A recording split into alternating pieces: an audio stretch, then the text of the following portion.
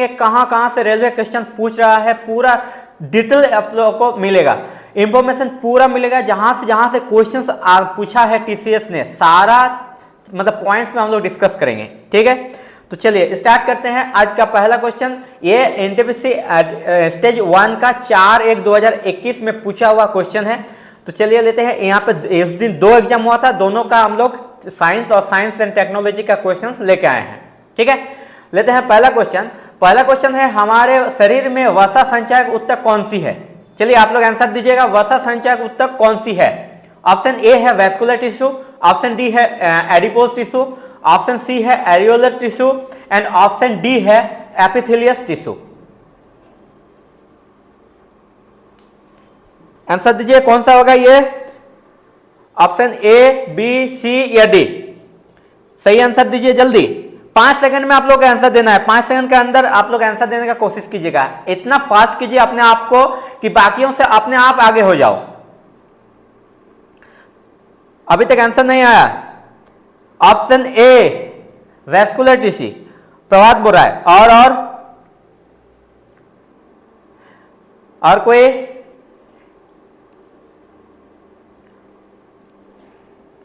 और कोई आंसर दीजिए। ऑप्शन डी देव बोल रहा है एपिथेलियल टिश्यू। और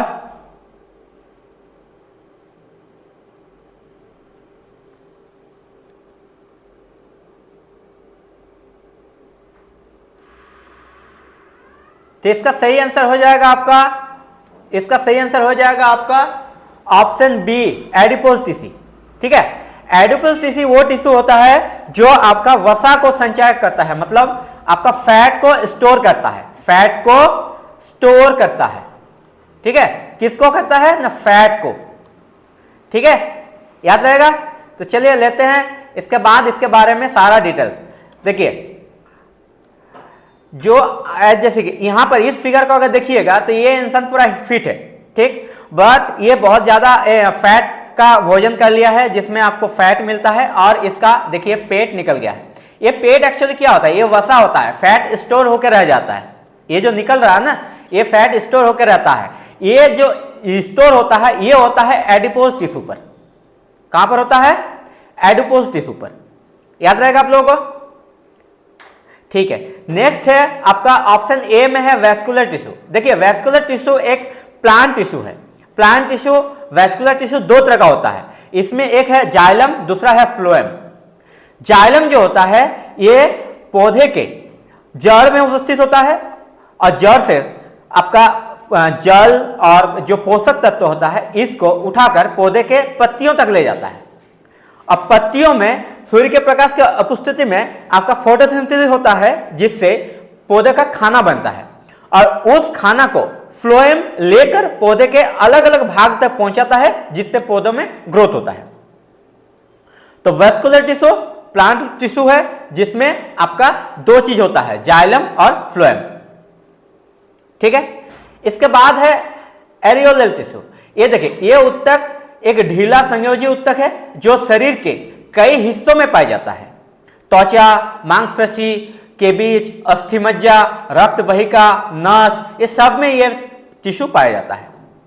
नेक्स्ट है आपका एपिथेलियल। एपिथेलियल टिश्यू जो है ये हमारे शरीर के ऊपरी भाग और आंतरिक भाग में पाया जाता है। जैसे कि हम लोग हमारे शरीर में है त्वचा, तो त्वचा जो है उसके ऊपर जो है एक टिश्यू होता है, ये टिश्यू होता है आपका एपिथेलियल टिश्यू, ठीक। देखिए ये इसको हिंदी में बोलते हैं उपकला।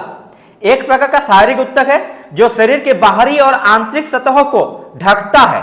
यह शरीर की गुहाओं और खोखले अंगों को भी रेखाबंद करता है।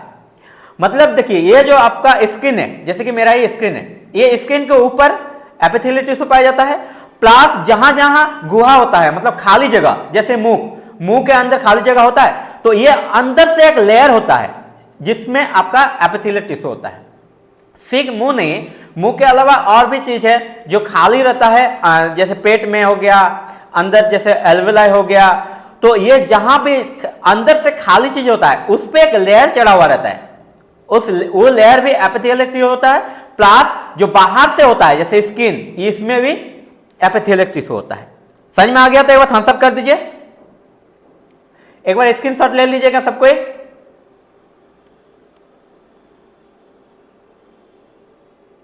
स्क्रीनशॉट ले लिए तो चलिए लेते हैं नेक्स्ट क्वेश्चन। ठीक है,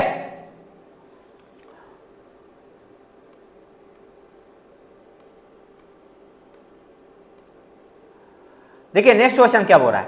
नेक्स्ट क्वेश्चन बोल रहा है कि नवंबर 2024 तक, मतलब इस महीना तक, जानकारी के अनुसार भारत में कितने प्रचलित नाभिकीय ऊर्जा रिएक्टर है। तो अभी भारत में कितने नाभिकीय ऊर्जा रिएक्टर है? ऑप्शन ए है 23, ऑप्शन बी है 20, ऑप्शन सी है 21 और ऑप्शन डी है 22।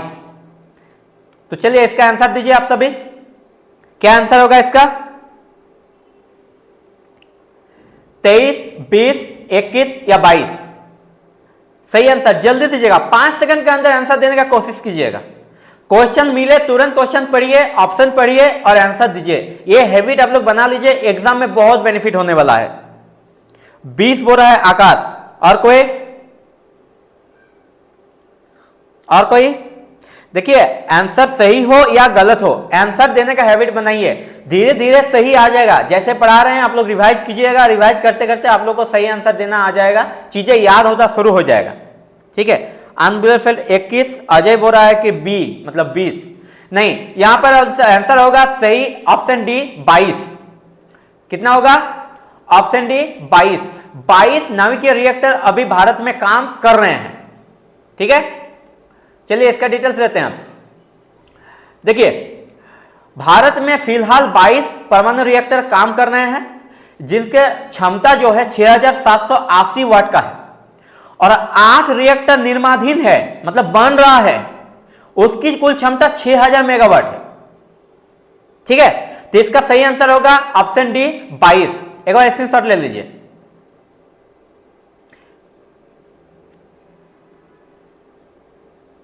ठीक है, ले लिए, चलिए लेते हैं नेक्स्ट क्वेश्चन। ठीक है,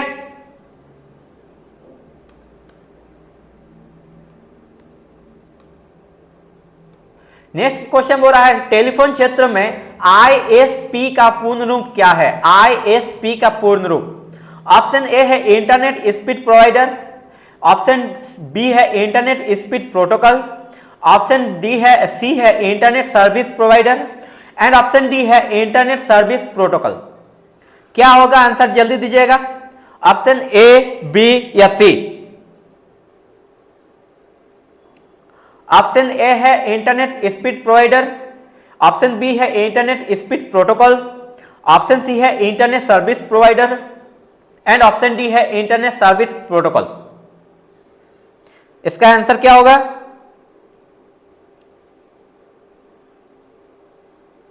जल्दी आंसर दीजिएगा।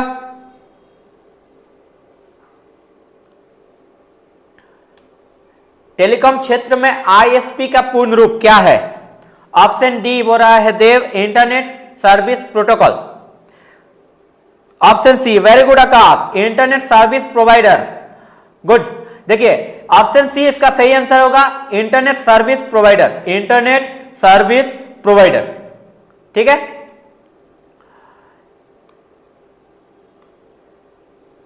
देखिए ये क्या होता है, इंटरनेट सर्विस प्रोवाइडर जो है, जैसे कि हम लोग का जियो फाइबर अभी सभी लगा रहे हैं, जियो फाइबर एक इंटरनेट सर्विस प्रोवाइडर है, इंटरनेट सर्विस देता है। एयरटेल का नाम सुने हैं, बीएसएनएल का नाम सुने हैं, ये सारे जो है इंटरनेट सर्विस प्रोवाइडर कंपनी है। ये इंटरनेट है, ये कंपनी सर्विस दे रहे हैं, जिससे हमारे कंप्यूटर में इंटरनेट कनेक्शन होता है, कंप्यूटर मोबाइल ये सब में।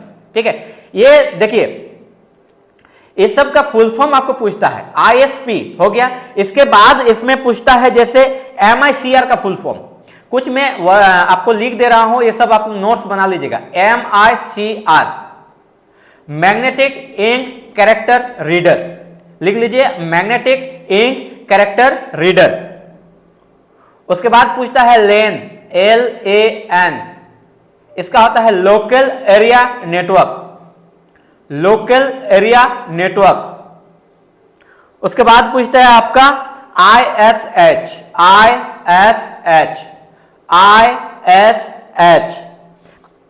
इंफॉर्मेटिंग super highway, information super highway. IS का होता है इंफॉर्मेटिंग सुपर हाईवे।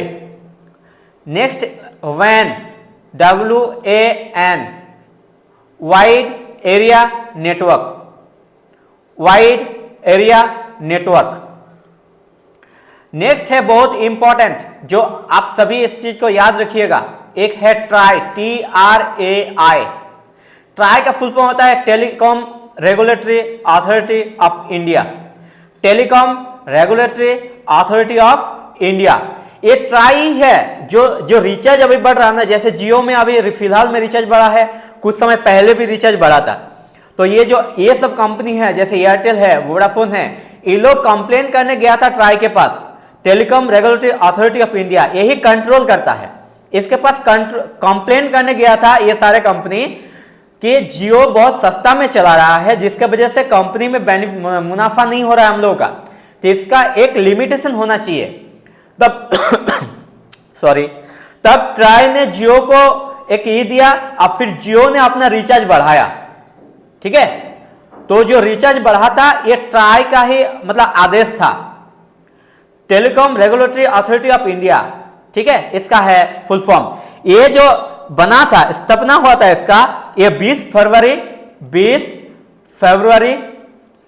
1997 को हुआ था। ये डेट याद रखिएगा, एग्जाम में आएगा ये डेट। ट्राई का स्थापना कब हुआ था?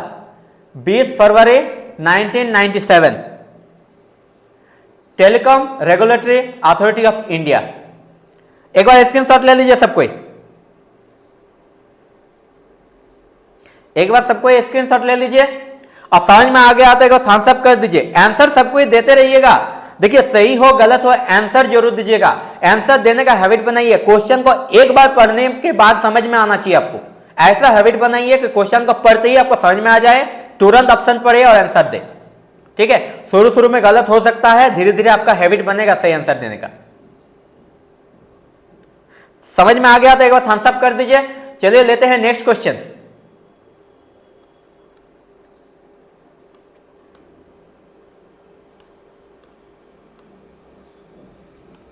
नेक्स्ट क्वेश्चन है, न्यूटन के गति के प्रथम नियम का अन्य नाम क्या है?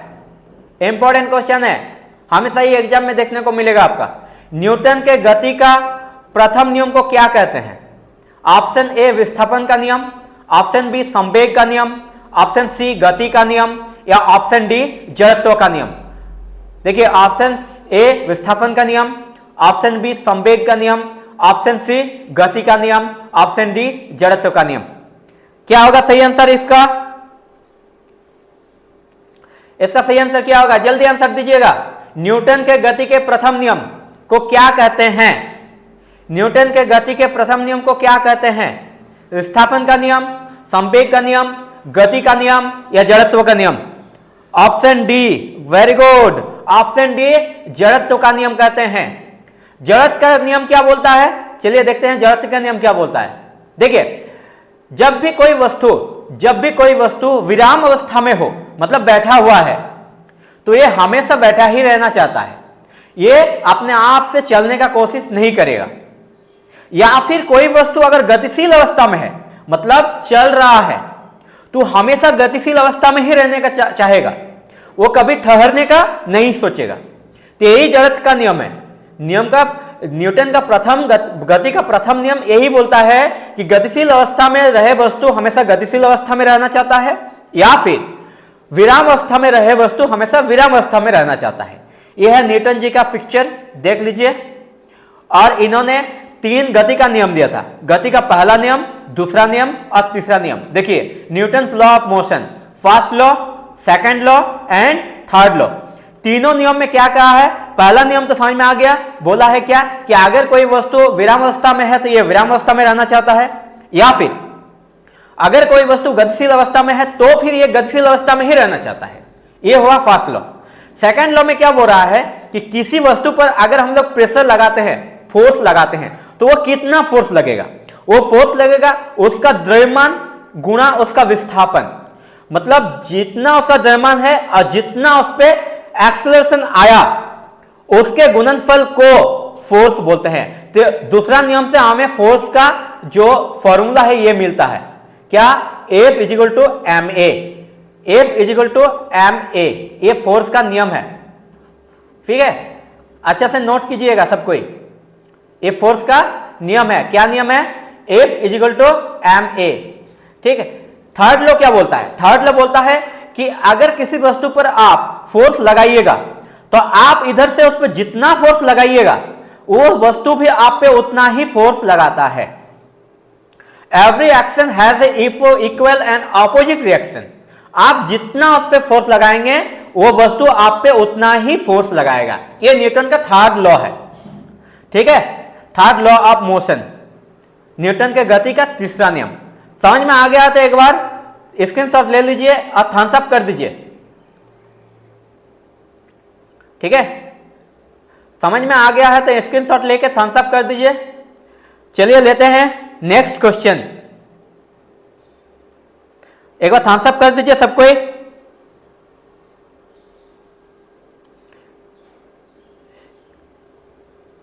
चलिए लेते हैं नेक्स्ट क्वेश्चन। ठीक है,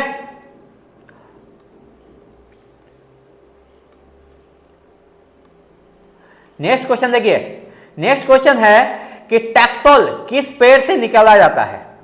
टैक्सोल किस पेड़ से निकाला जाता है, नीम के पेड़ से, चीड़ के पेड़ से, देवदार के पेड़ से या सूची वृक्ष के पेड़ से।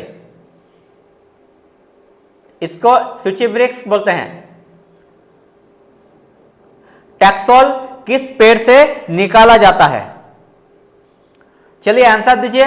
ऑप्शन ए नीम के पेड़ से, ऑप्शन बी चीड़ के पेड़ से, ऑप्शन सी देवदार के पेड़ से या ऑप्शन डी सूची वृक्ष। क्या होगा सही आंसर इसका? क्वेश्चन नंबर 5 का सही आंसर क्या होगा? थोड़ा सा जल्दी आंसर दीजिएगा, थोड़ा सा जल्दी आंसर देने का कोशिश कीजिए। क्वेश्चन नंबर 5 का सही आंसर क्या होगा? तो इसका सही आंसर हो जाएगा सूची वृक्ष। सूची वृक्ष के पेड़ से टैक्सोल निकाला जाता है। टैक्सोल है क्या? टैक्सोल देखिए, टैक्सोल एक जहरीला पदार्थ होता है। क्या होता है? जहरीला पदार्थ होता है जिससे कैंसर की दवाई बनता है। ये सूची वृक्ष, सूची वृक्ष ये इस पेड़ का नाम है। ये सूची वृक्ष पेड़ से निकाला जाता है जिससे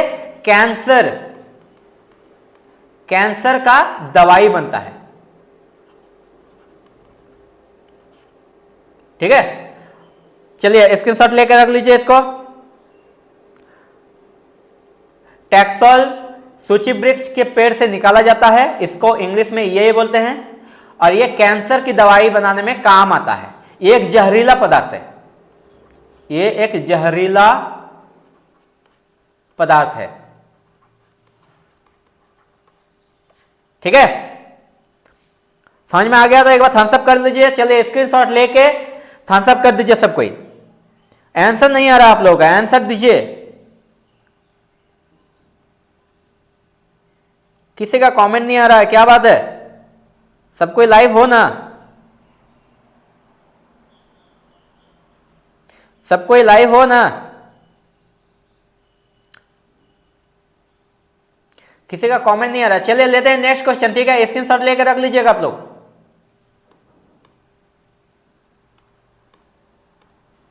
नेक्स्ट क्वेश्चन बोल रहा है क्या कि जीसेट 31 क्या है? जीसेट 31 क्या है? नेविगेशन उपग्रह है कि ध्रुवीय उपग्रह है कि दूरसंचार उपग्रह है कि प्रयोगात्मक उपग्रह है? सही आंसर क्या होगा इसका?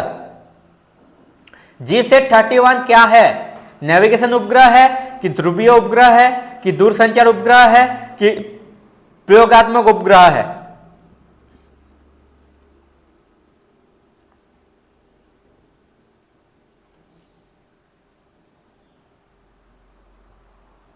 क्या होगा सही आंसर इसका?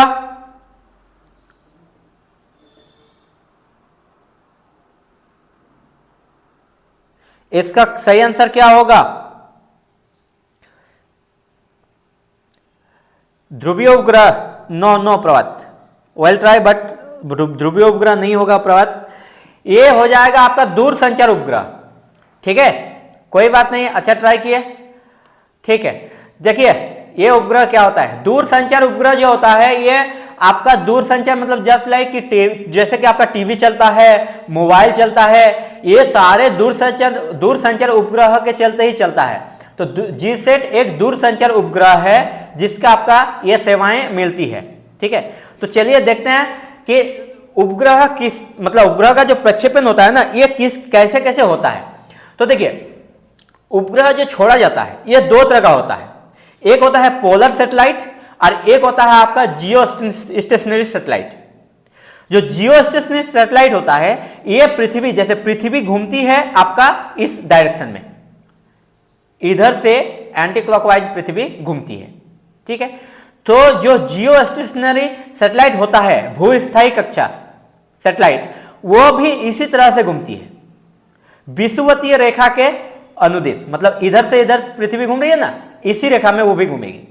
क्यों ऐसे क्या होता है कि जैसे सोचिए कि हमारा देश भारत ये ऐसे पोजीशन पे है, यहां पर देखिएगा, मान लेते हैं भारत हमारा यहां पर है एग्जांपल के लिए इस पोजीशन में, अब इसके ऊपर ही सैटेलाइट रहेगा तो ही तो सैटेलाइट हमेशा देश के ऊपर रहेगा।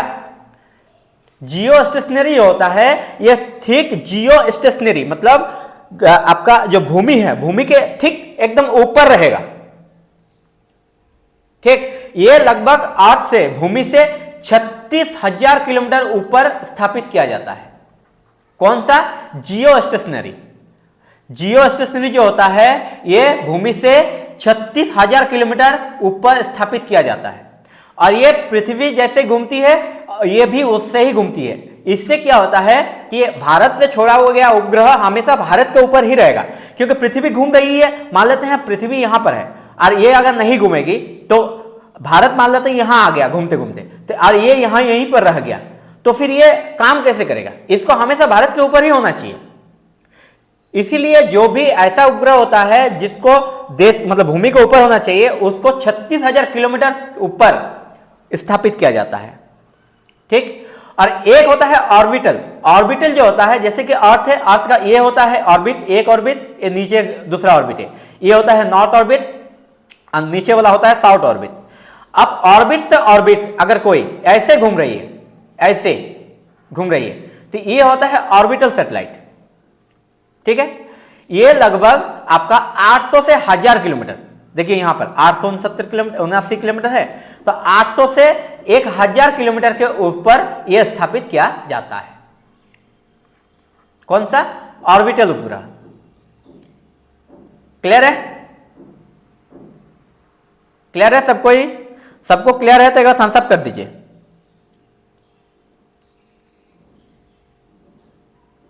दो तरह का उपग्रह छोड़ा जाता है, जियो स्टेशनरी उपग्रह और ऑर्बिटल उपग्रह। जो ऑर्बिटल उपग्रह वो पोलर ऑर्बिट। तो जो पोलर ऑर्बिट होता है ये आपका इधर से इधर घूमती है और जो जियो स्टेशनरी होती है ये लेफ्ट टू राइट घूमती है।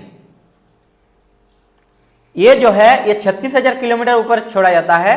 अब पोलर ऑर्बिट जो होता है वो 1000 किलोमीटर लगभग 800 से 1000 किलोमीटर ऊपर छोड़ा जाता है, 800 से 1000 किलोमीटर।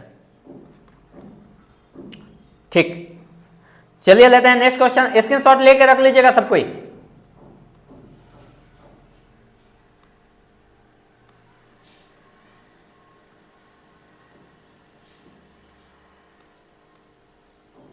देखिए नेक्स्ट क्वेश्चन क्या हो रहा है, निम्नलिखित में से कौन सा नोबेल गैस है? नोबेल गैस कौन सा है? आर्गन है कि नाइट्रोजन है कि फ्लोरीन है कि ऑक्सीजन है? क्या होगा आंसर? इसका सही आंसर बोलिए।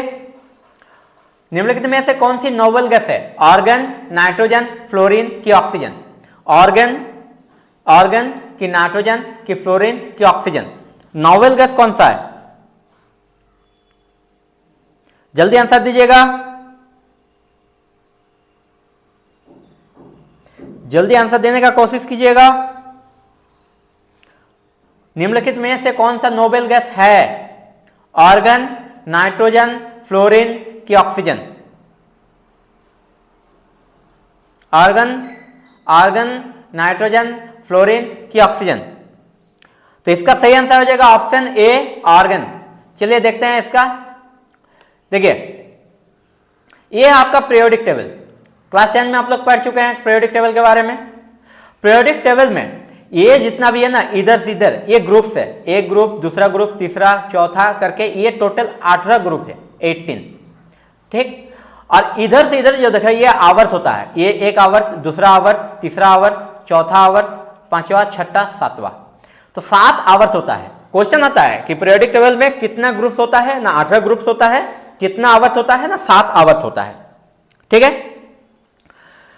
अब ये जो ग्रुप में 18वां ग्रुप है, ये वाला, ये पूरा ग्रुप, ये ग्रुप को आपको बोला जाता है अक्रिय गैस। अक्रिय गैस, इसको नोबल में, इंग्लिश में बोलते हैं नोबल गैस, नोबल गैस, ठीक है। ये अक्रिय गैस है, ये किसी के साथ रिएक्शन नहीं करता है, ये स्टेबल है, मतलब इसको जो जो चाहिए इसको मिल चुका है, ये आराम से अपना जिंदगी कट रहा है।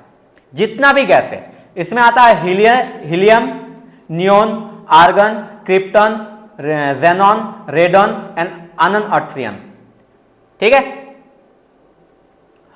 तो 18वां ग्रुप में जितना भी गैस मिलता है ये सारा नोबल गैस होता है, याद रखिएगा। अब पीरियोडिक टेबल का अलग अलग तरीके से बांटा गया है। पहला जो ग्रुप है इसको कहते हैं क्षार धातु, ठीक है। दूसरा जो ग्रुप है इसको कहते हैं क्षारीय मृदा धातु। इसके बाद बीच में जितना है ये सारा जितना है इसको कहते हैं संक्रमण धातु, इसको कहते हैं संक्रमण धातु। उसके बाद यहां से देखिए बोरन से स्टार्ट हो रहा है ये चीज, ये ग्रुप, इसके लिए इसको कहते हैं बोरन ग्रुप। ये कार्बन से स्टार्ट हो रहा है इसलिए ये होता है कार्बन ग्रुप, कार्बन वर्ग। ये होता है नाइट्रोजन से तो नाइट्रोजन ग्रुप, ये ऑक्सीजन ग्रुप। इसके बाद जो है ये एफ से ये होता है आपका हैलोजन ग्रुप। तो याद रखिएगा, पूछेगा कि कौन सा ग्रुप हैलोजन ग्रुप होता है, तो नंबर 17 जो होता है 17वां ग्रुप ये हैलोजन ग्रुप होता है, ठीक है। ये इसमें जितना भी है सारा हैलोजन से, याद रहेगा। चलिए एक बार अच्छा से स्क्रीनशॉट लेके रख लीजिए, बाकी इसको रिवाइज कर लीजिएगा अच्छे से, और भी मिलेगा बाद में तो हम लोग और भी इसमें पॉइंट्स पढ़ेंगे, और बहुत सारा पॉइंट्स इसमें पढ़ना होता है, तो धीरे धीरे हम लोग इसको पढ़ते रहेंगे, ठीक है। ठीक, तो इसका सही आंसर हो जाएगा आपका ऑप्शन ए, ऑर्गन। ऑर्गन एक नोबल गैस है। लेते हैं नेक्स्ट क्वेश्चन, एक बार स्क्रीनशॉट ले लीजिए आप सभी।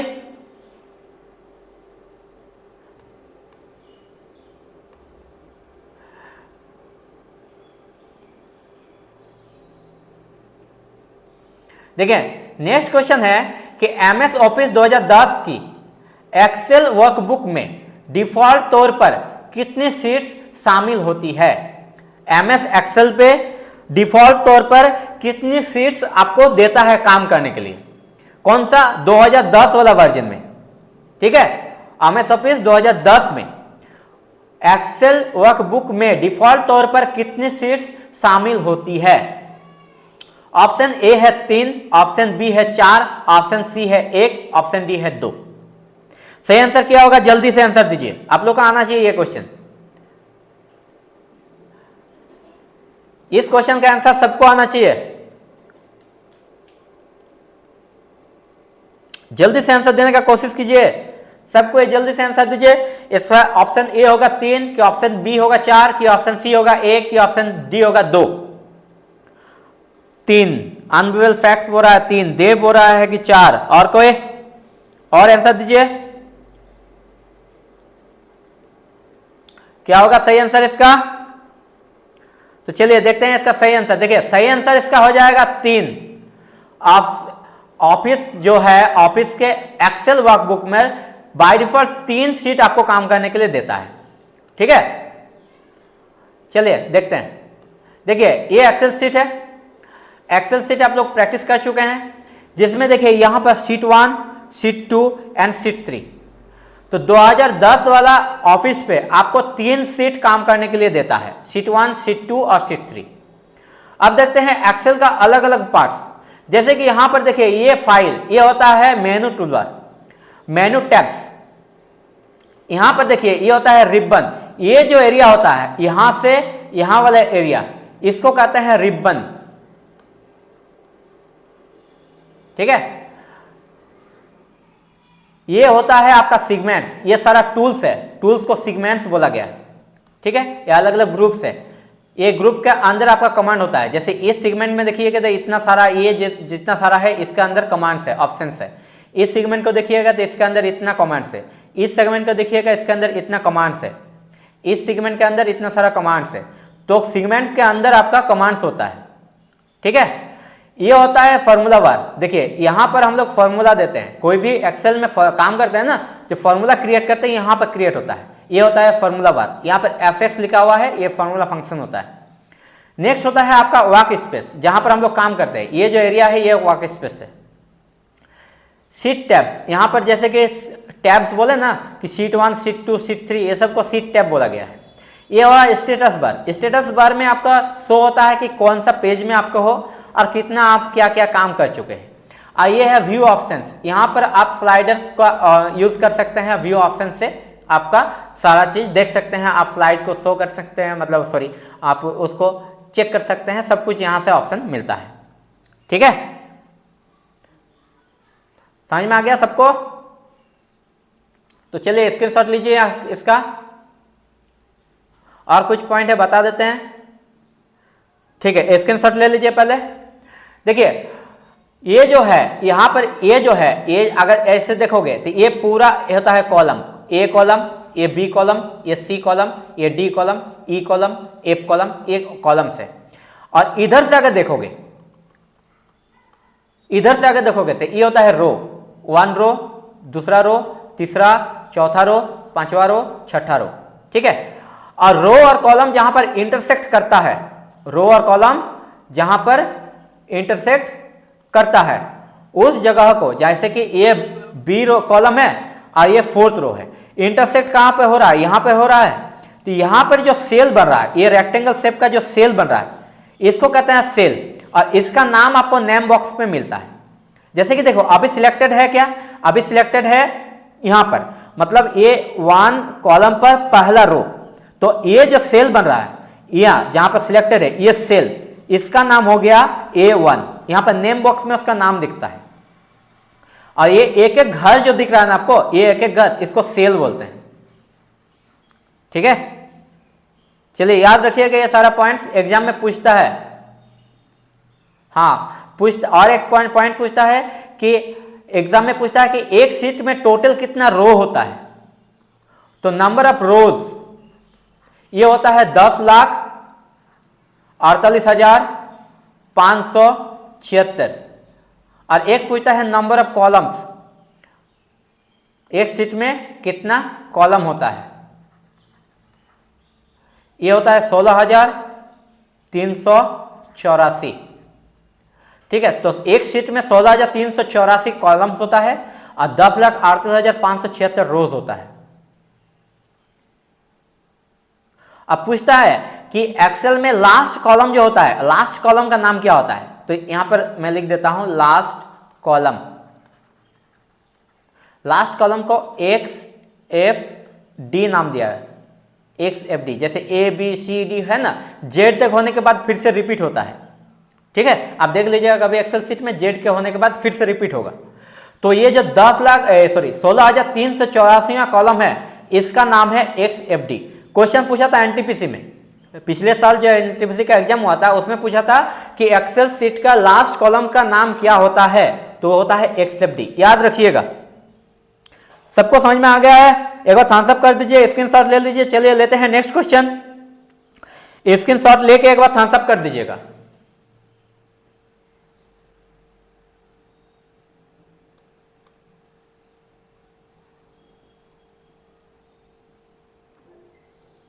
ठीक है, स्क्रीनशॉट ले लिए तो चलिए लेते हैं नेक्स्ट क्वेश्चन।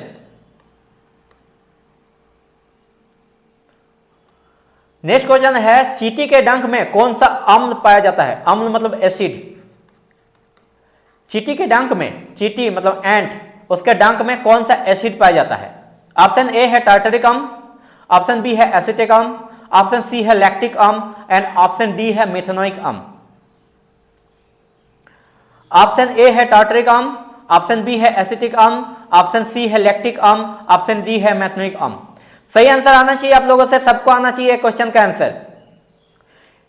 देखिए मैं थोड़ा सा हिंट देता हूं क्योंकि आप लोगों को पता है कि चींटी के डंक में फॉर्मिक एसिड होता है, फॉर्मिक एसिड होता है, लेकिन आपको पता नहीं है कि फॉर्मिक एसिड का दूसरा नाम क्या है, तो वही दूसरा नाम आपको बताना है। ऑप्शन में फॉर्मिक एसिड नहीं है, उसका एक और नाम होता है, वो नाम ऑप्शन में है। तो सही आंसर दीजिए। आकाश बोला है फॉर मिथेनोइक अम्ल, और कोई? आकाश बोला है ऑप्शन डी मिथेनोइक अम्ल। और किस किस को पता है क्या होगा चींटी के डंक में? तो इसका सही आंसर हो जाएगा ऑप्शन डी मिथेनोइक अम्ल। मिथेनोइक अम्ल का ही दूसरा नाम है फॉर्मिक एसिड। क्लियर है? ठीक है, अब चलिए देखते हैं कहां पर कौन सा अम्ल पाया जाता है। देखिए चींटी के डंक, जैसे ही चींटी काटता है ना, हमारे हाथ में अगर काटे तो हाथ जलने लगता है। इसका कारण है क्योंकि वो उसमें मिथेनोइक एसिड छोड़ देता है, फॉर्मिक एसिड छोड़ देता है। ठीक है, अच्छा नेक्स्ट देखिए टार्टरिक अम्ल। टार्टरिक अम्ल जो होता है वो इमली में पाया जाता है। टार्टरिक अम्ल, ये वाला अम्ल एसिड इमली में पाया जाता है। याद रखिएगा, इमली जब खाते हैं तो थोड़ा सा खट्टा आता है, तो वो जो खट्टापन आता है वो टार्टरिक अम्ल के कारण होता है। ठीक है, उसके बाद है आपका एसिटिक एसिड, एसिटिक अम्ल। एसिटिक अम्ल जो होता है वो आंवला जैसे खट्टा फल में पाया जाता है, साथ में सिरका में भी पाया जाता है। सिरका में भी एसिटिक एसिड होता है। देखिए सिरका एसिटिक एसिड का मुख्य घटक है, जिसमें 4 से 18% सिरका एसिटिक एसिड होता है। सिरका में 4 से 18% तक एसिटिक एसिड होता है। और कुछ सड़े हुए फल जैसे सब्जियों में, जैसे सेब, अंगूर, अनानास, स्ट्रॉबेरी, संतरे जैसे कुछ फल और सब्जियों में भी एसिटिक एसिड पाया जाता है, लेकिन वो सड़ा हुआ में पाया जाता है, याद रखिएगा। तो ये सारे में एसिटिक एसिड पाया जाता है खट्टे फल में। नेक्स्ट है आपका लैक्टिक एसिड। लैक्टिक एसिड जो है ये दूध में पाया जाता है। चलिए आप लोग आंसर दीजिए कि लैक्टिक एसिड दूध में तो पाया जाता है। दूध में एक बैक्टीरिया भी पाया जाता है, उस बैक्टीरिया का नाम क्या है? कौन आंसर दे पाइएगा, देखते हैं। दूध में जो बैक्टीरिया पाया जाता है उस बैक्टीरिया का नाम क्या है? जल्दी आंसर दीजिएगा। दूध में एक बैक्टीरिया पाया जाता है, उस बैक्टीरिया का नाम क्या है? बहुत बार क्वेश्चन पूछ चुका है रेलवे कि दूध में पाया जाने वाला बैक्टीरिया का नाम क्या है। चलिए देखते हैं कौन आंसर दे पाओगे। दूध में पाया जाने वाला बैक्टीरिया का नाम क्या है? तो याद रखिएगा, दूध में जो पाया जाता है वो होता है लैक्टोबैसिलस। Lactobacillus bacteria. ठीक है, याद रखिएगा लैक्टोबैसिलस, पूरा दीजिएगा देव, लैक्टो नहीं, लैक्टोबैसिलस। दूध में एक बैक्टीरिया पाया जाता है जिसको कहते हैं लैक्टोबैसिलस। ठीक है, अच्छा दूध की जो शुद्धता होता है, दूध की शुद्धता तो कैसे मापा जाता है कि कितना प्योर दूध है, वो कैसे मापा जाता है? इसके लिए एक मीटर होता है, लैक्टोमीटर। याद रखिएगा लैक्टोमीटर। तो ये सारा पॉइंट याद रखिएगा, एग्जाम में बहुत बार पूछ चुका है ये सारा पॉइंट से क्वेश्चन। ठीक है, चलिए एक बार स्क्रीनशॉट ले लीजिए यहां पर और लेते हैं अब नेक्स्ट क्वेश्चन। एक बार सबको स्क्रीनशॉट ले लीजिए। चलिए लेते हैं नेक्स्ट क्वेश्चन। सबको समझ में आ गया तो एक बार थम्स अप कर दीजिएगा सबको। लेते हैं नेक्स्ट क्वेश्चन। ठीक है, नेक्स्ट क्वेश्चन जो है ये आरआरबी एनटीपीसी का स्टेज 1, आरआरबी एनटीपीसी का स्टेज 1 का 4/1/2021 में पूछा हुआ क्वेश्चन है। इससे पहले वाला भी 4/1/2021 का ही था, ये भी 4/1/2021 का ही है। ठीक है, पर दूसरा शिफ्ट का है। चलिए पहला क्वेश्चन है कंप्यूटर पर रिमोट लॉगिन की सुविधा कौन प्रदान करती है? कंप्यूटर पर रिमोट लॉगिन की सुविधा कौन प्रदान करती है? आरटीपी, एचटीटीपी, एफटीपी या टेलनेट? सही आंसर दीजिएगा। कंप्यूटर पर रिमोट लॉगिन का सुविधा कौन प्रदान करता है?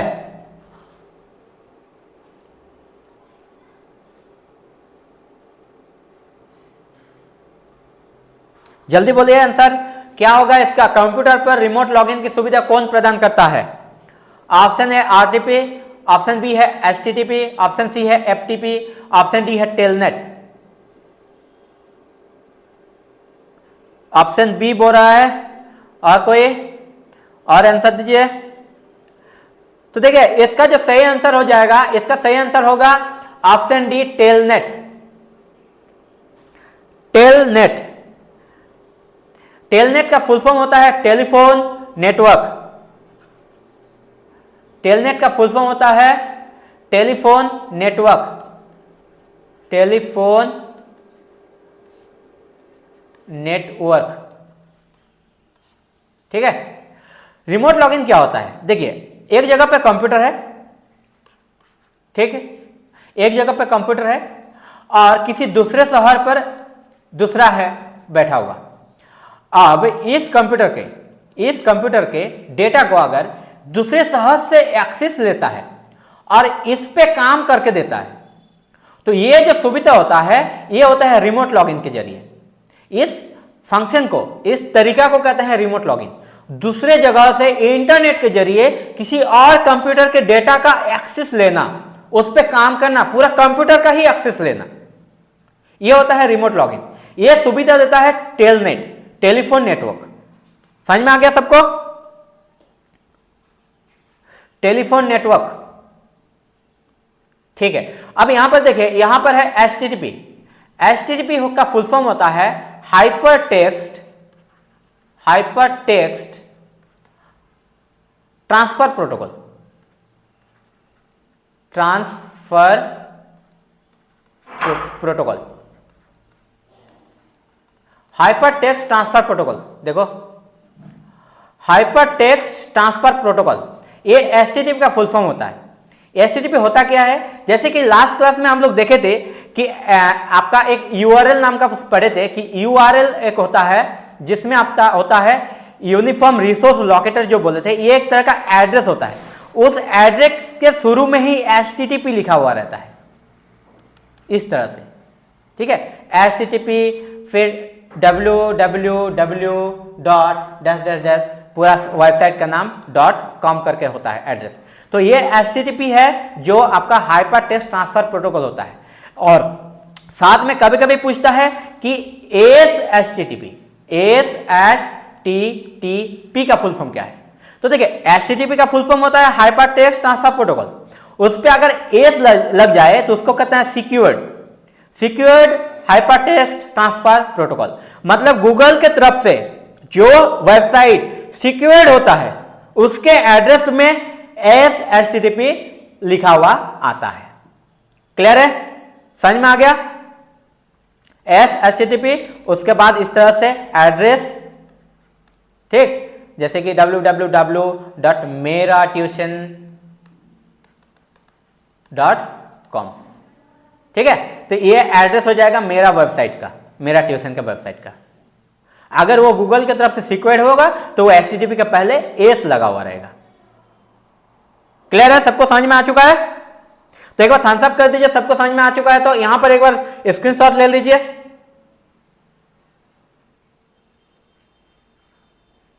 एक बार थम्स अप कर दीजिए और यहां पर एक बार स्क्रीनशॉट ले लीजिए। एक बार स्क्रीनशॉट ले लीजिए। चलिए आगे बढ़ते हैं। थोड़ा सा स्पीड कीजिएगा आप लोग, थोड़ा सा स्पीड कीजिएगा। अगर लिखने में दिक्कत हो रहा है तो तुरंत स्क्रीनशॉट लेके रखिएगा, बाद में लिख लीजिएगा। बट स्क्रीनशॉट जब भी बोलेंगे ले लीजिए तो उस टाइम ले लीजिएगा, ठीक है। तो चलिए लेते हैं नेक्स्ट। देखिए यहाँ पर टेलनेट क्या होता है, इसका फोटो देख लेते हैं। देखिए ये टेलनेट होता है, टेलीफोन नेटवर्क, ठीक है। तो चलिए आगे बढ़ते हैं। नेक्स्ट क्वेश्चन है आपका, धन आवेशित आयन को क्या कहा जाता है? धन आवेशित को कहा जाता है क्या? परमाणु कहा जाएगा कि अणु कहा जाएगा कि धनायन कहा जाएगा कि ऋणायन कहा जाएगा? चलिए सही आंसर दीजिए जल्दी। धन आवेशित आयन को क्या कहते हैं? धन आवेशित आयन को क्या कहते हैं? परमाणु, अणु, धनायन, ऋणायन। ऑप्शन ए परमाणु, ऑप्शन बी अणु, ऑप्शन सी धनायन, ऑप्शन डी ऋण आयन। धन अवशिष्ट आयन को क्या कहते हैं? ऑप्शन सी धनायन। वेरी गुड, सही आंसर होगा ऑप्शन सी धनायन। धन अवशिष्ट आयन को धनायन कहा जाता है। ठीक है, चलिए अब देखते हैं सब कुछ। देखिए, इसको इंग्लिश में कहते हैं कटायन और हिंदी में कहते हैं धनायन। ठीक, अगर ऋण अवशिष्ट आयन हो तो उसको कहते हैं ऋणायन और इंग्लिश में कहते हैं उसको एनायन। ठीक है, देखिए अब होता है परमाणु। क्या होता है परमाणु? पदार्थ का सबसे छोटा कण होता है। परमाणु 3 कणों से मिलकर बना होता है, प्रोटॉन, न्यूट्रॉन और इलेक्ट्रॉन। अगर कुछ देर के लिए मान लेते हैं ये ऋणायन नहीं है, ठीक है, होगा भी तो कोई दिक्कत नहीं, बट कुछ देर के लिए मान लेते हैं ये एक परमाणु है। ठीक, तो इसमें 3 चीज होगा, प्रोटॉन, न्यूट्रॉन और इलेक्ट्रॉन। प्रोटॉन और न्यूट्रॉन जो होता है ये आपका नाभिक में स्टोर होता है। देखिए, परमाणु का केंद्र नाभिक पर होता है, नाभिक में प्रोटॉन और न्यूट्रॉन होता है। तो यहां पर नाभिक में प्रोटॉन और न्यूट्रॉन होता है, नाभिक मतलब सेंटर पॉइंट पर। ठीक है, यहां पर क्या होगा? प्रोटॉन और न्यूट्रॉन। क्लियर है? कहां पर होता है? ये सेंटर में होता है। और ये जो बाहर होता है, बाहर ऑर्बिट पर, ऑर्बिट पे होता है आपका इलेक्ट्रॉन। ऑर्बिट पे होता है इलेक्ट्रॉन। तो ये जो ऑर्बिट में दिख रहा है ये सारा क्या है? इलेक्ट्रॉन है जो ऑर्बिट पे घूम रहा है, बार बार घूम रहा है। क्लियर है? अब देखिए, प्रोटॉन जो होता है ये धन अवशिष्ट होता है। प्रोटॉन में पॉजिटिव चार्ज होता है। देखिए यहां पर पॉजिटिव दिख रहा है, तो ये प्रोटॉन में पॉजिटिव चार्ज होता है। इलेक्ट्रॉन में जो होता है ये ऋणात्मक होता है, ऋणात्मक अवशिष्ट होता है। तो इलेक्ट्रॉन में नेगेटिव चार्ज होता है। और न्यूट्रॉन कोई आवेश नहीं होता है, न्यूट्रॉन में कोई आवेश नहीं होता है। न्यूट्रॉन न्यूट्रॉन होता है, उदासीन होता है, न पॉजिटिव रहेगा न नेगेटिव रहेगा।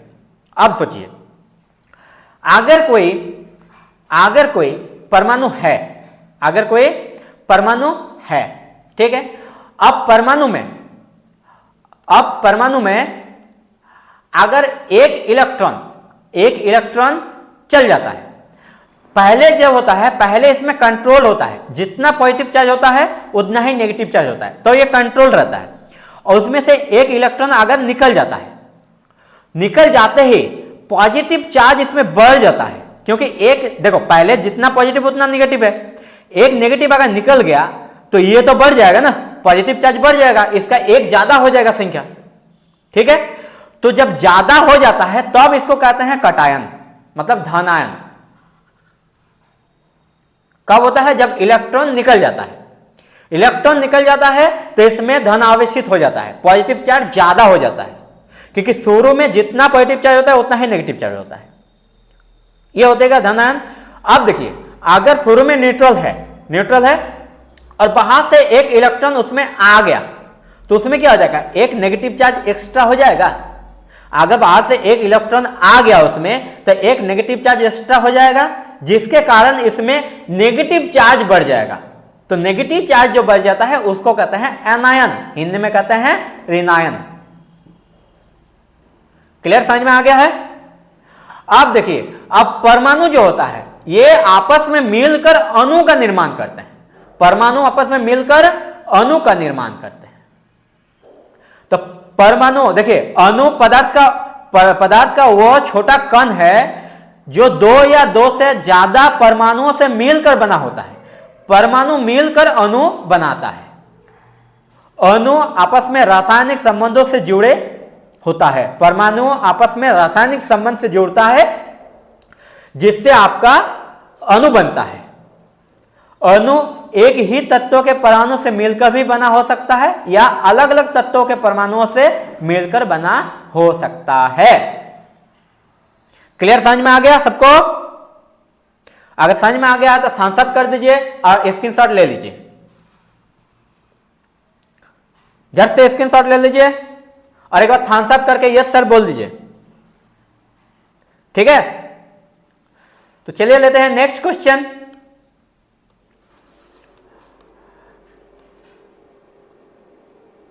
देखिए, नेक्स्ट क्वेश्चन बोल रहा है श्वसन तंत्र से संबंधित विभिन्न रोग किस प्रकार प्रदूषण के कारण होता है। श्वसन तंत्र में जो रोग होता है, श्वसन तंत्र में जो रोग होता है, ये कौन से प्रदूषण के कारण होता है? वायु प्रदूषण, भूमि प्रदूषण, जल प्रदूषण या ध्वनि प्रदूषण? चलिए इसका आंसर दीजिए, सबको इसका आंसर देने का कोशिश कीजिए। श्वसन तंत्र मतलब सांस लेने में जो तकलीफ होता है, श्वसन तंत्र में जो रोग होता है वो कौन से प्रदूषण के कारण होता है? थोड़ा सा हिंट हम दे दिए, सांस लेने वाला प्रॉब्लम कौन सा प्रदूषण के कारण होगा? ऑप्शन ए देव बोल रहा है, ऑप्शन ए, बाकी सब बोलो आंसर क्या होगा इसका?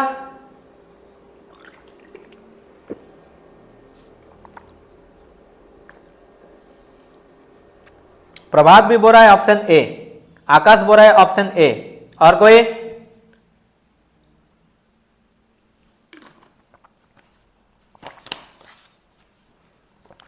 Sumit option A.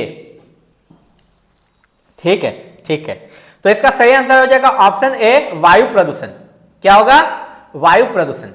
ठीक है, आज सही से समझो, वायु में प्रदूषण होगा, उससे आप सांस लोगे, तब आपका क्या हो जाएगा? तब आपका शरीर में सांस लेने में प्रॉब्लम आएगा, और सांस लेने में जो प्रॉब्लम होता है वो श्वसन तंत्र में ही जाके इफेक्ट करता है। ठीक है, तो श्वसन तंत्र में जो भी रोग होता है वो कौन सा? वायु प्रदूषण के कारण होता है। तो देखिए प्रदूषण 4 तरह का है। वायु प्रदूषण, ये धुआं में प्रदूषण जो होता है ये वायु में प्रदूषण करता है। नेक्स्ट होता है भूमि प्रदूषण। देखिए जो मिट्टी में कचरा बहुत सारा जमा देते हैं, उसमें जो प्रदूषण होता है मिट्टी का प्रदूषण होता है, जिससे मिट्टी का उर्वरक क्षमता घट जाता है, जिसके मिट्टी का आपका जो उपजाऊ क्षमता होता है, जिससे आपका पेड़ पौधा उगता है वो क्षमता घट जाता है, तो ये होता है मिट्टी प्रदूषण।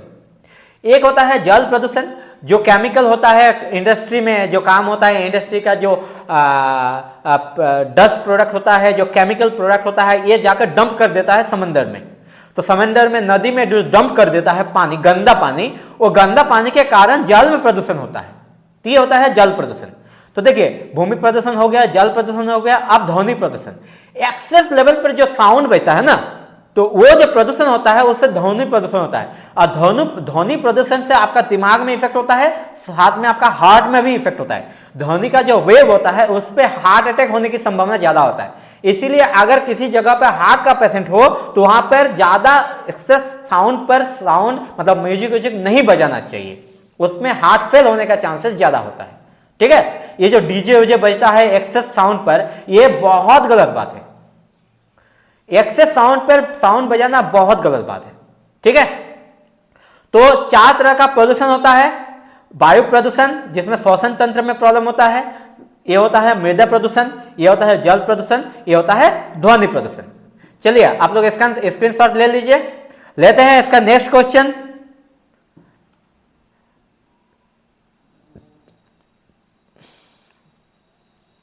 चलिए लेते हैं नेक्स्ट क्वेश्चन। नेक्स्ट, खाद्य श्रृंखला के तीसरे पोषी स्तर में निम्नलिखित में से किसे शामिल किया गया है? खाद्य श्रृंखला के तीसरे पोषी स्तर में निम्नलिखित में से किसे शामिल किया गया है?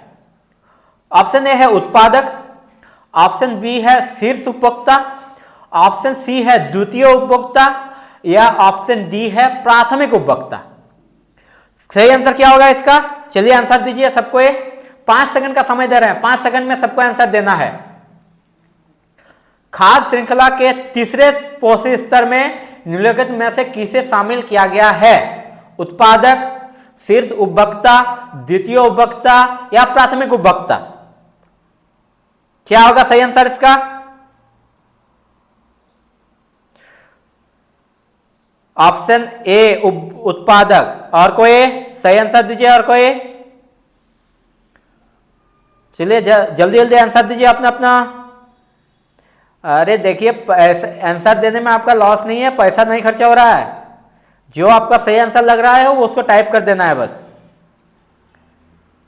ऑप्शन बी, डी, और कोई? सी कोई नहीं दोगे? कोई सी दबा दो भाई। ऑप्शन बी, और कोई? तो देखिए इसका सही आंसर हो जाएगा ऑप्शन सी, द्वितीय उपभोक्ता। देखिए तीसरे पोषी स्तर, तीसरे पोषी स्तर में जो होता है ये द्वितीय उपभोक्ता होता है। चलिए समझिए कैसा होता है। ठीक है, देखिए ये घास जो होता है, घास ये प्रोड्यूसर होता है, एक मतलब उत्पादन कर रहा है, प्रोड्यूसर है, यहां से शुरू हो रहा है। खाद्य श्रृंखला में समझ रहे हो, खाद्य श्रृंखला मतलब फूड चेन। फूड चेन में क्या होता है, सबसे पहले घास उगता है, घास के बाद घास को खाने वाला प्राइमरी उपभोक्ता होता है, ग्रास ऊपर जो होता है इसको प्राइमरी उपभोक्ता बोलेंगे। ठीक, फिर इसको खाने वाला जो मेढक है ये सेकेंडरी कंज्यूमर, सॉरी प्राइमरी उपभोक्ता नहीं, प्राइमरी कंज्यूमर होता है ये, आई एम सॉरी। देखिए सबसे पहले हो गया प्रोड्यूसर जो उत्पत्ति करता है, उसके बाद ये टिड्डा जो है ग्रास ऊपर ये है आपका प्राइमरी कंज्यूमर। ठीक, और उसके बाद ये है आपका सेकेंडरी कंज्यूमर। सेकेंडरी कंज्यूमर, तो इस क्वेश्चन का आंसर है द्वितीय उपभोक्ता मतलब सेकेंडरी कंज्यूमर। कैसे है देखिए, ये तीसरे पोषी स्तर में है क्या, तो देखिए ये पहला पोषी स्तर हो गया, ये दूसरा पोषी स्तर हो गया और ये तीसरा पोषी स्तर हो गया। तीसरे पोषी स्तर में क्या दिख रहा है, सेकेंडरी कंज्यूमर दिख रहा है, तो सेकेंडरी कंज्यूमर दिख रहा है कहां पर, तीसरे पोषी स्तर पर। तो यही क्वेश्चन पूछा है कि खाद्य श्रृंखला में तीसरे पोषी स्तर में निम्नलिखित में से किसे शामिल किया गया है, तो तीसरे पोषी स्तर में द्वितीय उपभोक्ता को शामिल किया गया है। क्लियर है, प्राइमरी उपभोक्ता जो होता है, प्रथम उपभोक्ता होता है यह द्वितीय पोषी स्तर में होता है, तीसरे पोषी स्तर में द्वितीय कंज्यूमर है। ठीक है, जिसके बाद जो है टर्शियरी कंज्यूमर में जैसे स्नेक है ये हो गया चौथा में, चौथा पोषी स्तर है टर्शियरी कंज्यूमर, टर्शियरी तृतीय उपभोक्ता। उसके बाद देखिए सांप को खाता है ओल जो है ये सांप को खाता है, ये हो गया फाइनल कंज्यूमर। फिर ये ओल मतलब मरता है, सड़ जाता है मिट्टी में, जिससे डिकम्पोजर होता है, जिससे आपका ये छाती उगता है। ठीक, और फिर इसके ऊपर घास उगता है। तो ये फूड चेन जो होता है ये रिपीट होता रहता है, ये हमेशा रिपीट होता रहता है। ये दो तरह का होता है, फूड चेन दो तरह का होता है, चरण खाद्य श्रृंखला और अपरद खाद्य श्रृंखला। ठीक है, घास टिड्डा पक्षी ये चरण खाद्य श्रृंखला का एग्जाम्पल है, चरण खाद्य श्रृंखला, चरण खाद्य श्रृंखला का ये एग्जाम्पल है। एक होता है अपरद खाद्य श्रृंखला। ठीक है, जैसे मृत कार्बनिक पदार्थ से शुरू होती है ये, उसके बाद बुरलाउस, ब्लैकबर्ड आदि जैसे आपका श्रृंखला होता है। क्लियर है, तो अगर बस स्क्रीनशॉट ले लीजिए सबको, स्क्रीनशॉट ले लिया सबको, तो थम्स अप कर दीजिए और लेते हैं आपका नेक्स्ट क्वेश्चन। मतलब हम लोग ओल खाते हैं, नहीं, हम लोग ओल नहीं खाते हैं, हम लोग ओल नहीं खाते हैं, हम लोग छाती खाते हैं। तो छाती सड़ा गला तेल से बनता है। ठीक है, छाती डिकम्पोजर से बनता है, सड़ा गला। आप याद करो, पुआल जब पच जाता है, पुआल पचता है तो छाती बनता है पुआल से, तो सड़ जाता है, गल जाता है, उसी चीज से छाती बनता है। ठीक है, समझ में आ गया सबको? ठीक है, तो एक बार थम्स अप कर दीजिए और चलिए स्क्रीनशॉट ले लेते हैं। स्क्रीनशॉट लेने के बाद चलिए लेते हैं आप लोगों का नेक्स्ट क्वेश्चन। नेक्स्ट क्वेश्चन बोल रहा है क्या, देखिए नेक्स्ट क्वेश्चन बोल रहा है उस तत्व का नाम बताइए जिसका इलेक्ट्रॉनिक विन्यास 2, 8 और 7 है। 2, 8 और 7 है, क्या है? इलेक्ट्रॉनिक विन्यास जिसका 2, 8 और 7 है। कौन बता पाओगे इसका सही आंसर? इसका सही आंसर कौन बता पाओगे? ऑप्शन ए में है कार्बन, ऑप्शन बी है में हाइड्रोजन, ऑप्शन सी है क्लोरीन, ऑप्शन डी है हीलियम। आपको अगर तत्व का परमाणु संख्या याद है तो आप बता पाओगे 2, 8 और 7 इलेक्ट्रॉनिक विन्यास किसका होता है? जो तत्व होता है जिसमें हम लोगों का टोटल कितना तत्व है? 118 तत्व है, याद रखिएगा। पीरियोडिक टेबल में 118 तत्व है, उसमें से कुछ आपका कृत्रिम है, बनाया गया है, और कुछ आपका नेचुरल पाया गया है, कुछ कृत्रिम है, नया बनाया गया है, और कुछ नेचुरल है, पाया जाता है। ठीक है, तो टोटल 118 तत्व है आपका पीरियोडिक टेबल में। उसमें से 2, 8 और 7 इलेक्ट्रॉनिक विन्यास किसका है? तो देखिए इसको ऐड कीजिए, 2, 8 क्या हो गया 10, 10 प्लस 7 17, 17 इलेक्ट्रॉनिक नंबर किसका है?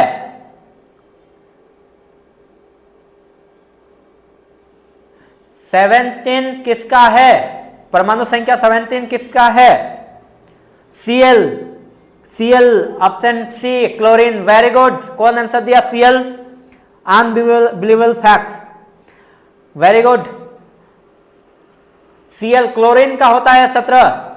ठीक है, देखिए अभी बताए इस तरह से नाभिक में न्यूट्रॉन और प्रोटॉन होता है, नाभिक में न्यूट्रॉन और प्रोटॉन होता है, और इलेक्ट्रॉन इस तरह से घूमता है। तो इलेक्ट्रॉन जो घूमता है इसमें अलग अलग शेल होता है, अलग अलग ऑर्बिट होता है घूमने का। पहला सेल है, ये हो गया दूसरा सेल। ठीक है, थोड़ा गोल नहीं बन रहा है, मैनेज कीजिएगा, बट गोल होता है। ये हो गया तीसरा सेल। ठीक है, और ये हो गया चौथा सेल। इस तरह से सेल बनता है। तो जैसे कि यहां पर पहला सेल में 2 इलेक्ट्रॉन होता है, यहां पर एक होगा, यहां पर एक होगा। पहला सेल कंप्लीट हो जाएगा 2 इलेक्ट्रॉन में।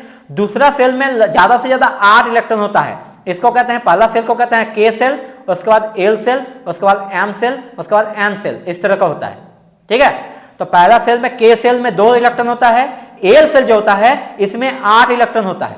तो 2 और 8 हो गया। उसके बाद जो बचता है वो आपका एम सेल में जाता है, जिसके लिए इसमें 7 इलेक्ट्रॉन होगा। तो इसका इलेक्ट्रॉनिक विन्यास हो जाएगा 2, 8 और 7। तो 2, 8, 10 और 7 17।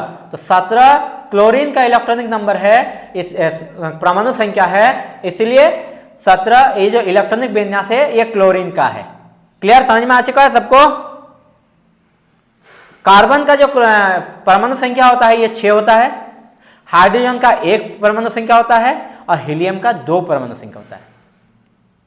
क्लियर है? चलिए एक बार स्क्रीनशॉट ले लीजिए, एक बार स्क्रीनशॉट सबको ही ले लीजिए और लेते हैं नेक्स्ट क्वेश्चन। उससे पहले एक बार पीरियोडिक टेबल को चलिए देख लेते हैं। स्क्रीनशॉट ले लिए तो एक बार थम्स अप कर दीजिए जल्दी, स्क्रीनशॉट लेके जल्दी थम्स अप कर दीजिए। चलिए देख लेते हैं एक बार पीरियोडिक टेबल को। देखिए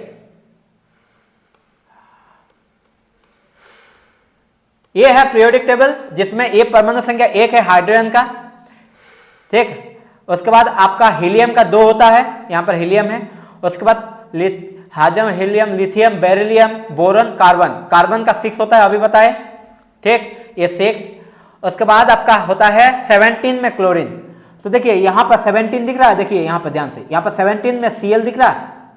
ठीक है, तो 17 नंबर में पीरियोडिक टेबल में 17 नंबर में क्लोरीन होता है। तो इसमें आप लोगों को कम से कम 30 तक परमाणु संख्या याद रखना है।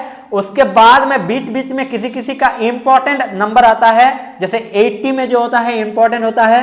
ठीक है, क्योंकि एग्जाम में पूछा है ये वाला, Hg पारा का। गोल्ड का पूछता है 79 का।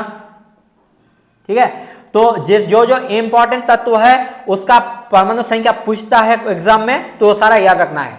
और 30 तक सबको याद रखना है। Hydrogen, helium, barium, boron, carbon, nitrogen, oxygen, fluorine, neon करके एकदम रट के रखना है 30 तक। क्लियर है? चलिए एक बार स्क्रीनशॉट ले लीजिए सबको,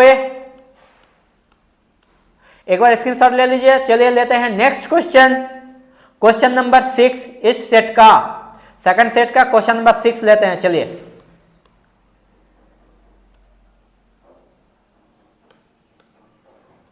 क्वेश्चन नंबर 6 बोलता है कि पेरिफेरल इनपुट आउटपुट, IO मतलब इनपुट आउटपुट होता है कंप्यूटर में। तो पेरिफेरल इनपुट आउटपुट में कितने आउटपुट शॉर्ट होते हैं? ये बहुत डीप क्वेश्चन है। ठीक है, तो ट्राई कीजिए आप लोग आंसर देने का कि पेरिफेरल इनपुट आउटपुट में कितने आउटपुट शॉर्ट होते हैं। 512, 264, 24 या 256? जल्दी से आंसर दीजिएगा, 5 सेकंड है आप लोगों के पास, 5 सेकंड में सबको आंसर देना है। पेरिफेरल इनपुट आउटपुट में कितने आउटपुट शॉर्ट होते हैं? Option A 512, option B 264, option C 24 या ऑप्शन डी 256? क्या आंसर होगा इसका?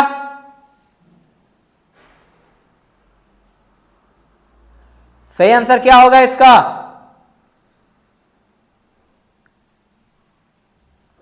सही आंसर क्या होगा, जल्दी बोलिएगा। सही आंसर क्या होगा इसका? पेरिफेरल इनपुट आउटपुट में, हाँ अनबिलीवेबल फैक्ट्स बोल रहा है ऑप्शन डी। प्रभात भी बोल रहा है ऑप्शन डी 256। वेरी गुड प्रभात। तो पेरिफेरल इनपुट आउटपुट में 256 आउटपुट शॉर्ट होते हैं। 256 नहीं, 512 नहीं, 256 आउटपुट शॉर्ट होते हैं पेरिफेरल इनपुट आउटपुट में। अच्छा आप लोग बताइए पेरिफेरल क्या होता है? देखिए चलिए देख लेते हैं। जितना भी डिवाइसेस, चाहे इनपुट हो, इनपुट डिवाइस लास्ट क्लास में हम लोग पढ़े थे, इनपुट डिवाइस क्या होता है? जिससे हम लोग कंप्यूटर को इंस्ट्रक्शन देते हैं काम करने के लिए, वो सारा इनपुट डिवाइस होता है। आउटपुट डिवाइस जिसमें हमें रिजल्ट शो होता है, जैसे मॉनिटर, प्रिंटर, ये सब में हमें रिजल्ट मिलता है, ये सारा क्या होता है? Output device. जहां पर हम लोग सेव करके रहते हैं इसको कहते हैं स्टोरेज डिवाइस। स्टोरेज डिवाइस जहां पर हम लोग स्टोर करके डेटा को रखते हैं। तो 3 तरह का पेरिफेरल डिवाइस होता है। पेरिफेरल मतलब बाहर से जो कनेक्ट करके कंप्यूटर में काम कर सकते हैं, ऐसा याद रखिएगा। बाहर से कनेक्ट करके कंप्यूटर में काम कर सकते हैं, वो सारा डिवाइस पेरिफेरल डिवाइस होगा। ये 3 तरह का होता है, इनपुट डिवाइस, आउटपुट डिवाइस और स्टोरेज डिवाइस। तो ये जितना भी आपको फोटो दिख रहा है, इमेज दिख रहा है, ये सारा पेरिफेरल डिवाइस का फोटो है। ये माउस हो गया, उसके बाद आपका ये हो गया, पेन ड्राइव हो गया, कार्ड हो गया, एचडीडी हो गया, ये सारा आपका पेरिफेरल डिवाइस होता है। पेरिफेरल इनपुट आउट में 256 आउटपुट शॉर्ट होते हैं। 256 कैसे होता है? 0 नंबर से 255 तक, याद रखिएगा 0 से 255 आउटपुट शॉर्ट होते हैं। तो ये टोटल काउंट करोगे तो 256 होगा। क्वेश्चन इसके बाद पूछेगा ना इस टॉपिक से, तो यही पूछेगा कहां से कहां होता है, तो 0 से 256 होता है, सॉरी 55 होता है, टोटल 256 होता है। और पेरिफेरल डिवाइस क्या क्या होता है? इनपुट डिवाइस होता है, आउटपुट डिवाइस होता है और स्टोरेज डिवाइस होता है। ठीक है, चलिए एक बार थम्स अप करके स्क्रीनशॉट ले लीजिए, सब कोई थम्स अप कर दीजिए और स्क्रीनशॉट ले लीजिए। हो गया सबका? चलिए हो गया तो लेते हैं नेक्स्ट क्वेश्चन। क्वेश्चन नंबर 7, पर्यावरण और वन के संदर्भ में, पर्यावरण और वन के संदर्भ में WCCB का पूर्ण रूप क्या है?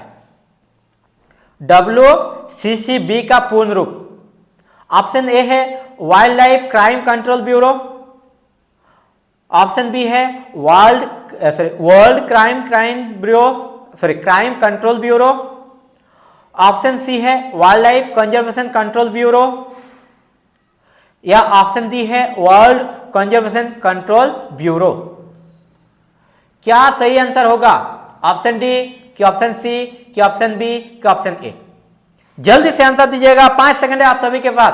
पर्यावरण और वन के संदर्भ में WCCB का पूर्ण रूप क्या है? फुल फॉर्म पूछा है WCCB का, तो क्या होगा सही आंसर इसका? इसका सही आंसर हो जाएगा क्या? Wild life crime control bureau, option A, wild life crime control bureau, wild life crime control bureau, option A सही आंसर इसका होगा। ठीक है, देखिए wild life crime control bureau जो है ये वन संरक्षण में, पर्यावरण और वन के संरक्षण के संदर्भ में इसका स्थापना किया गया है। यह भारत सरकार का एक सरकारी संगठन है। इसकी स्थापना पर्यावरण, वन और जलवायु परिवर्तन मंत्रालय के तहत साल 2007 में किया गया था। इसका जो मुख्यालय है ये दिल्ली में है। इसका स्थापना 2007 में हुआ था, याद रखिएगा। इसका हेडक्वार्टर दिल्ली में है। WCCB जो है देश में संगठित वन्यजीव अपराधों से निपटने के लिए बनाया गया है। वन्यजीव अपराध जो होता है, वाइल्ड लाइफ जो क्राइम होता है, उससे निपटने के लिए इसका स्थापना किया गया है। यह एक सरकारी संगठन है। 2007 में इसका स्थापना हुआ है, दिल्ली में इसका हेडक्वार्टर है। क्लियर है? चलिए स्क्रीनशॉट लेकर रखिए, चलिए स्क्रीनशॉट लेके रख लीजिए। Option A, very good very good very good, option A सही है। ठीक है, स्क्रीनशॉट ले लिए सबको, ही तो थम्स अप कर दीजिए। लेते हैं नेक्स्ट क्वेश्चन।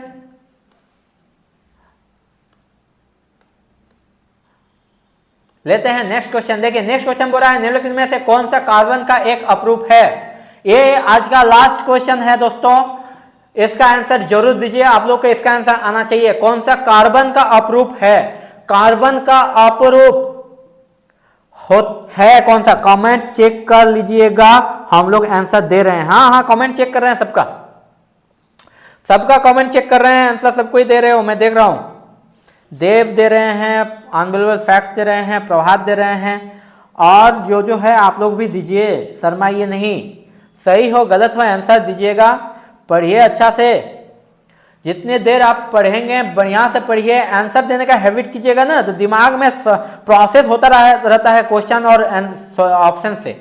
क्योंकि देखिए अभी जो ऑप्शन सेट करता है ना, ये गजब का ऑप्शन सेट करता है, जिससे आपका गलत आंसर जल्द ज्यादा आता है बच्चों का।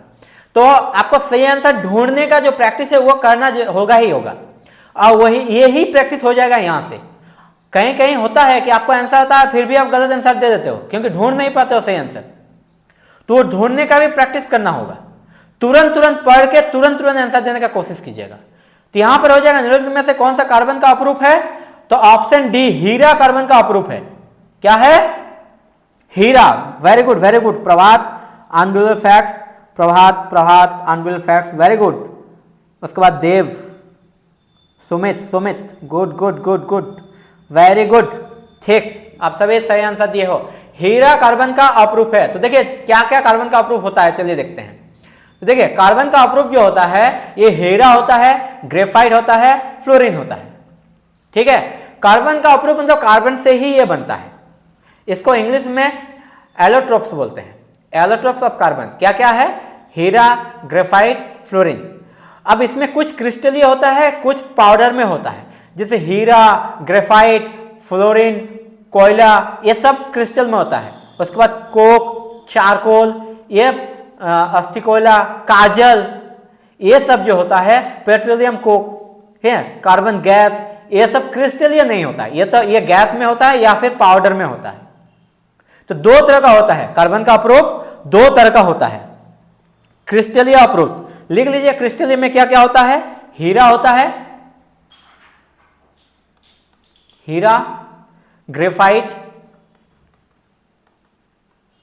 उसके बाद फ्लोरीन,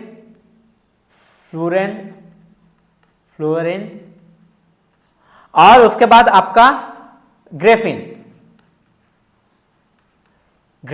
ये हो गया क्रिस्टलीय रूप। क्रिस्टलीय रूप मतलब जिसमें दाना दाना होता है। हीरा को तोड़िएगा तो दाना दाना आएगा। ठीक, ग्रेफाइट को तोड़िएगा, जैसे कि आपका पेंसिल बनता है ग्रेफाइट से, ये वाला पेंसिल। तो ग्रेफाइट का अगर तोड़िएगा तो बीच से जो निकलता है ना, वो दाना दाना मतलब निकलता है। ठीक है, थोड़ा सा उसमें दाना होगा, तो ये दाना दाना होता है आपका क्रिस्टलीय। क्लियर है? वहीं पर अगर आपको चारकोल को देखिएगा, उसके बाद काजल को देखिएगा, तो ये क्रिस्टलीय नहीं होता है। ठीक, जैसे चारकोल काजल हो गया, कास्ट हो गया, कोल हो गया, ये सब क्रिस्टलीय नहीं होता है। क्लियर है? सबको समझ में आ गया है? तो स्क्रीनशॉट ले लीजिए, सबको स्क्रीनशॉट ले लीजिए एक बार।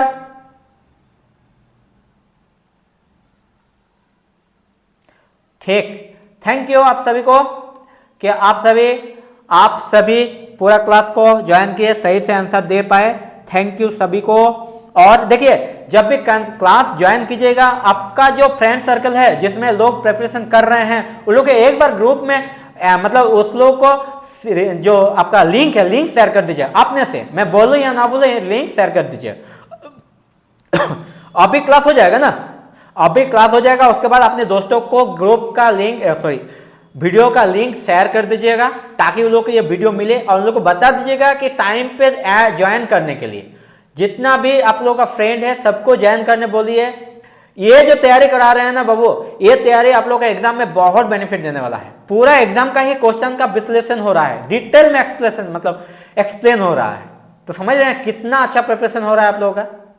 नेक्स्ट एग्जाम जो आएगा यहीं से क्वेश्चन उठ के आएगा, ऐसे ही क्वेश्चन आपको एग्जाम में हॉल में देखने को मिलेगा। ठीक है, तो मिलते हैं जल्दी नया लाइव क्लास में। हाँ, ग्रुप में अभी मैसेज करेंगे, नेक्स्ट लाइव क्लास आज ही होगा मैथ्स का। किस टाइम में होगा आप लोग टाइम डिसाइड कीजिएगा। जैसे मुझे 6 बजे से पहले छुट्टी मिल जाए, 5:30 बजे से पहले मुझे छुट्टी मिल जाए, और ऐसे टाइम डिसाइड कीजिएगा। उससे 5:30 मतलब 4 बजे से पहले का टाइम, 4 बजे से पहले का टाइम कोई भी टाइम डिसाइड कीजिए आप लोग, और ग्रुप में बता दीजिए कि मैथ्स का क्लास इस टाइम में लीजिए आज, तो मैं मैथ्स का क्लास लेके आऊंगा आप लोगों के लिए, क्योंकि मुझे 5:30 बजे यहां से आज निकल जाना है ऑफिस से। ठीक है, तो एक बार मैसेज कर दीजिए ग्रुप में। जो टेलीग्राम जो हमारा व्हाट्सएप चैनल ज्वाइन नहीं किया हो, व्हाट्सएप चैनल ज्वाइन कर लो, वहां पर आप लोग को नोट्स मिल जाएगा। ठीक है, एक बार थम्स अप कर दीजिए। चलिए मिलते हैं जल्दी एक नया लाइव क्लास में। आज के लिए धन्यवाद।